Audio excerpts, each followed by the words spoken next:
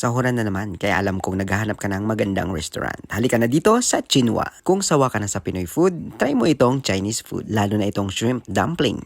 Sarap talaga. At syempre, itong kanilang bao beef, bao chicken, at bao shrimp ay abaw kanamit gid. At na-try din namin itong kanilang pinakabagong recipe, ang chicken pandan with coconut rice. Amoy pa lang nakakatakam na. At isa din sa bago dito sa Chinua ang bulaklak. At dahil wala kaming hapunan ng araw na yan, ay sama-sama kami ni Ate Reds na lumabas papuntang Chinua. Dito lang malapit sa Umalamam sa Al Oroba Square. Halos mga kabayan nga ang nagsisipuntahan dito. Dito sa Chinua, halos 80% ng staff nila puros Pilipino. Shoutout nga pala sa kanilang chef, si Chef Brian. Isa ding vlogger, Kusinirong Lakwat Zero Vlogs. Follow nyo na din sa Facebook. Kung diet ka, mas maganda kung dito ka sa Chinua. Kasi kahit yung desserts nila ay hindi ginagamitan ng sugar, kundi stevia. At dito matitikman ang masarap na dessert, ang Brazo de Mercedes at Mango Sticky Rice. O paano ba yan? Tara, kainan na! Once again, this is Nonoy Kevin, the Small.